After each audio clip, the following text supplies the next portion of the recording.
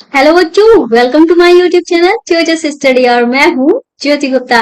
तो भाई 6 क्लास की एक्सरसाइज 3.2 को हम शुरू करने वाले हैं और आपकी जानकारी लिए बता देते हैं कि ये हमारा नया सिलेबस है। ठीक है, जो हमारा नया सिलेबस आया है उसको हमने पढ़ाना स्टार्ट कर दिया है। तो चलिए अपने क्वेश्चन को देखते हैं। क्वेश्चन जो है वो पहला वाला हमसे कह रहा है, बताइए कि किन्हीं दो संख्याओं का योग सम होता है या विषम होता है यदि वे दोनों, पहला ऑप्शन दिया गया है विषम संख्या है, दूसरा ऑप्शन दिया गया है सम संख्या है। ठीक है, तो हम पहला वाला पार्ट जो है उसको करते हैं। इन्होंने कहा है यदि दोनों संख्याएं विषम हो। ठीक है, तो हम यहाँ पे लिख रहे हैं अगर दोनों संख्याएं विषम होंगी। हम आपको उदाहरण देकर बता सकते हैं। देखो एग्जाम्पल हम यहाँ पे कुछ कर लेते हैं, जैसे कि हम ले लेते हैं विषम संख्याओं की बात की जा रही है। पहली विषम संख्या 1 है, फिर हम 1 और 3 दोनों ही हमारी विषम संख्या है, इनका जब योग करते हैं तो हमारा क्या आता है, 4 आता है। मान लो हमने 3 और 5 का योग कर दिया जो कि हमारी विषम संख्या है, हमारा 8 आ रहा। कुछ और हम ले लेते हैं, मान लो हम 7 ले लेते हैं और 3 ले लेते हैं तो हमारा 10 आ रहा। तो ये क्या है, हमारी एक सम संख्या है। क्या है, सम संख्या है। ये भी हमारी क्या है, एक सम संख्या है और 10 भी हमारी क्या है, एक सम संख्या। तो हमने देखा कि जो हम विषम संख्याओं को जोड़ते हैं तो हमारी सम संख्या आता है। तो हम यहाँ पे लिख देंगे किन्हीं दो विषम संख्याओं का योग सदैव क्या आता है, एक सम संख्या आता है। ठीक है, यही हमको बताना था, हमने ये यहाँ पे लिख दिया। ठीक है, तो ये हमारा पहला पार्ट हो गया। अब उसके बाद इन्होंने बी वाले में बोला है कि जब हम सम संख्याओं का योग करते हैं तो हमारा क्या आता है, विषम संख्या आता है कि सम संख्या आता है। तो हम सम संख्याएं ले लेते हैं, जैसे कि 2 ले लिया और 4 ले लिया, तो जोड़ के हमारा क्या आया है, जोड़ के हमारा 6 आया है। 6 हमारा क्या है, एक सम संख्या है।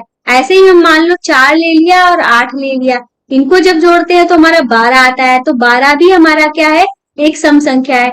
एक और हम देख लेते हैं, 0 ले लेते हैं और 2 ले लेते हैं, इनको जोड़ते हैं तो हमारा 2 आता है। तो 2 भी हमारा क्या है, सम संख्या है। इस तरीके से हमने देखा चाहे सम संख्याएं हो चाहे विषम संख्याएं हो, जब हम सम संख्याओं का योग करते हैं, दो सम संख्याओं का योग करते हैं तो हमारी एक सम संख्या ही आता है। दो हम विषम संख्याओं का योग करते हैं तो भी हमारी विषम संख्या आता है। तो हम इनको यहाँ पे भी लिख देना पड़ेगा कि दो विषम संख्याओं का योग, विषम नहीं, हम तो सम की बात कर रहे थे ना, तो हम यहाँ पे सम कर देते हैं। सम संख्याओं का योग सदा क्या आता है, सम संख्या आता है। सम संख्या आता है। ठीक है, इस तरीके से ये हो गया हमारा पहला क्वेश्चन। ठीक है, इस क्वेश्चन को करने के बाद हम आपको बताना चाहते हैं, ये रहा हमारा ऐप। ठीक है, प्ले स्टोर पे जाएंगे। ठीक है, चाहे तो आप NCERT books and solution search करिए। अगर एनसीईआरटी बुक्स और सोल्यूशन सर्च करने पे नहीं आ रहा है तो आप इस चैनल का नाम जोजेस स्टडी डाल देना। ठीक है, इस ऐप को प्ले स्टोर से डाउनलोड कर लेना। वहां पे आपकी सारी फ्री में बुक्स प्रोवाइड कराई जा रही हैं। ठीक है, जो हम चैप्टर पढ़ाते हैं, उदाहरण को सॉल्व कराते हैं, वो जो हमारा एनालाइज किया हुआ चैप्टर भी पढ़ा मिलेगा आपको। साथ में ये हमारे हैंड रिटन नोट्स भी मिल जाएंगे, साथ में आपको प्रिंटेड नोट्स भी मिल जाएंगे। इतना सब कुछ बिल्कुल फ्री में प्रोवाइड कराया जा रहा है। तो प्ले स्टोर पे जाइएगा, जोजेस स्टडी सर्च करिए, वहां से ऐप को डाउनलोड करिए। ठीक है, अब चलते हैं अपने क्वेश्चन नंबर 2 पे। क्वेश्चन नंबर 2 जो है वो हमसे कह रहा है, बताइए कि निम्नलिखित में से कौन सत्य है कौन असत्य है। मतलब हमें सत्य असत्य बताना है। ठीक है, ये कह रहा है 3 विषम संख्याओं का योग सम होता है। तो भाई हम कर देख लेते हैं। 3 विषम संख्याओं का योग 1 + 3 और +5, तो हम जोड़ने पे हमारा क्या आएगा, 1 और 3 4, 4 और 5 हमारा हो जाएगा 9। ठीक है, ये हमारी क्या है, विषम संख्या आ गई। कैसी संख्या आ गई, विषम संख्या आ गई। ये कह रहे हैं का योग सम होता है। ठीक है, तो ये बात क्या हो जाएगी, असत्य हो जाएगी। क्यों भाई, हमारा सम भी आ सकता है विषम भी आ सकता है, ऐसा कुछ भी नहीं है। ठीक है, और यहाँ पे हम एक और एग्जाम्पल करके देख लेते हैं। मान लो 3 जोड़ लिया, 5 जोड़ लिया और 7 जोड़ लिया। ठीक है, तो हमारा कितना, 5 3 8 7 8 और 7 7 14 15, तो ये हमारा विषम ही आएगा, सम नहीं आएगा, विषम आएगा, इतना ध्यान रखना।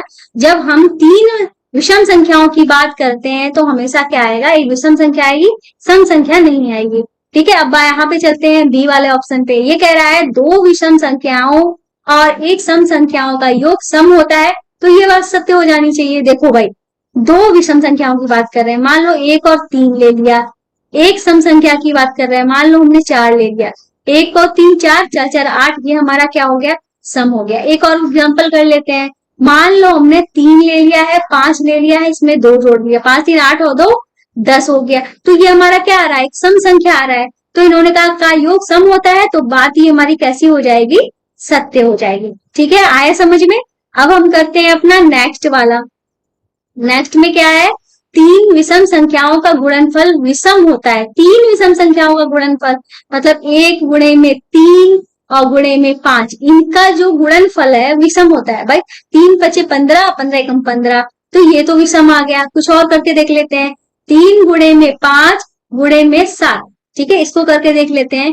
3 15, 15 7 105, ये भी हमारी कैसी संख्या हुई, विषम हुई। तो इन्होंने कहा तीन विषम संख्याओं का गुणनफल विषम आता है, तो भाई हमने यहाँ पे देखा कि विषम ही आ रहा है, तो ये बात कैसी हो जाएगी, हमारी सत्य हो जाएगी। तो हम यहाँ पे क्या लिख देंगे, सत्य। अब नेक्स्ट पे चलते हैं डी वाले पे। ये कह रहा है यदि किसी सम संख्या को 2 से भाग किया जाए तो भागफल सदैव विषम होता है। ऐसा कुछ जरूरी नहीं है, कोई सम संख्या की बात की जाए, देख लेते हैं भाई। किसी सम संख्या की बात करते हैं, तो मान लो हमने 12 ले लिया, ये कह रहे 2 से भाग करते हैं तो सदैव विषम आता है, तो सदैव विषम तो नहीं आ सकता। 2 एकम 2, 2 छंगे 12, ये तो हमारी सम संख्या आ गई।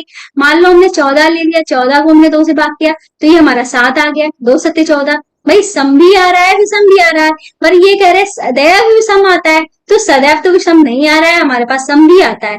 तो ये बात जो है वो हमारी कैसी हो जाएगी, असत्य हो जाएगी। तो हम यहाँ पे लिख देंगे असत्य। अब ई वाले पे चलते हैं। इन्होंने कहा है सभी अभाज्य संख्याएं विषम है।